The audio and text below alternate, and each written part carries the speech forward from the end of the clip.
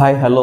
So the next question வந்து பார்த்தீங்கன்னா the tension ratio in a belt drive depends on all of the following except.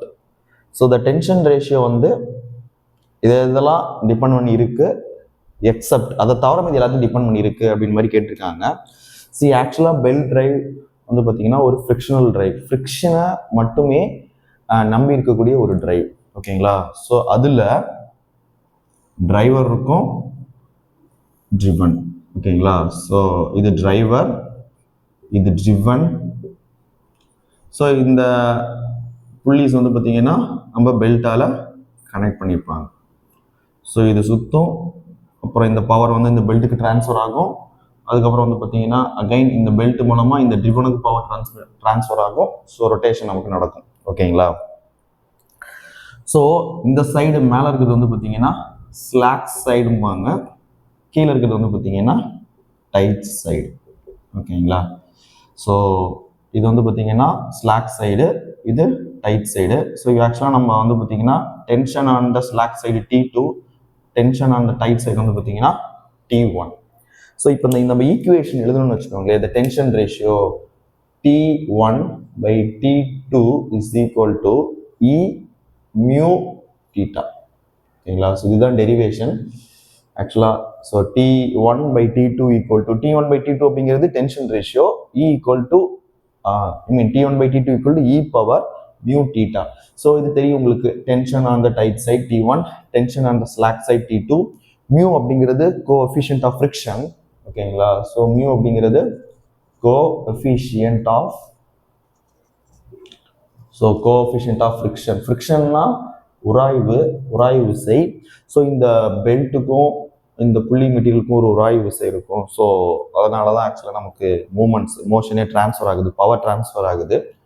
Theta அப்படிங்கிறது angle of contact or arc of contact, angle of contact or arc of contact, arc of contact. சம்டைம்ஸ்ல இது வந்து பார்த்தீங்கன்னா rape angle, ஆக்சுவலாக சுற்றி இருக்கு. ஓகேங்களா? So இந்த பெல்ட் வந்து மேலே புள்ளியில் சுற்றி இருக்கு.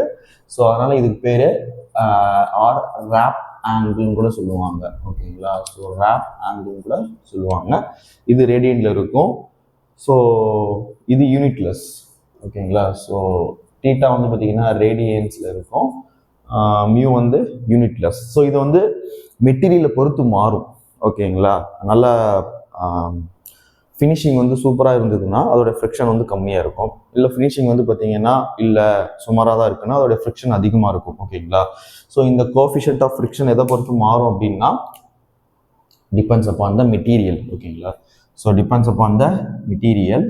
So depends on the material, depends on the material. ஓகேங்களா? So depends on the material. So இப்போ நம்ம இந்த கொஸ்டினுக்கு கிராக் பண்ணலாம். ஓகேங்களா? So T1 by T2 equal to E power mu theta. இதுதான் வந்து டென்ஷன் ரேஷியோ. ஸோ இந்த ஃபார்முலா நீங்கள் டைரக்டாக பார்த்தீங்கன்னா the tension ratio depends on the mu, coefficient of friction. So அப்போ அதை சார்ந்து இருக்கு. ஸோ அதனால அது ஆன்சர் கிடையாது. அடுத்து தீட்டா, ஸோ ஆர்க் ஆஃப் கான்டாக்டும் இருக்கு, அதையும் சார்ந்து இருக்கு. ஓகேங்களா? ஸோ அப்போ ஏவும் பியும் ஆன்சர் கிடையாது, இதர் C ஆர் D. சி வந்து பார்த்தீங்கன்னா பெல்ட் வெலாசிட்டி. ஆக்சுவலாக இந்த ஃபார்முலாவில் பெல்ட் வெலாசிட்டி வந்து பார்த்தீங்கன்னா டைரக்டாகவே இல்லை. ஓகேங்களா? அது மேபி அது ஆன்சராக இருக்கலாம். அடுத்து வந்து பார்த்தீங்கன்னா belt material, but tension ratio depends on the coefficient of friction. But ஆனால் அந்த கோஎஃபிஷியன்ட் ஆஃப் ஃப்ரிக்ஷன் அப்படிங்கிறது மெட்டீரியல் டிபெண்ட். ஓகேங்களா? மெட்டீரியல் பொறுத்து மாறும். ஸோ அப்போ டியும் வராது. So the answer is C, Chennai. ஓகேங்களா? So the tension ratio in a belt drive depends on coefficient of friction, angle of contact, belt material. ஓகேங்களா? எக்ஸப்ட் பெல்ட் வெலாசிட்டியை தவிர மீது எல்லாத்தையும் அது டிபெண்ட் பண்ணியிருக்கு. ஓகேங்களா? அந்த எக்ஸப்ட் என்ன அப்படிங்கிறது தான் கேள்வி. ஸோ அந்த எக்ஸப்ஷன் அப்படிங்கிறது பெல்ட் வெலாசிட்டி. ஓகேங்களா?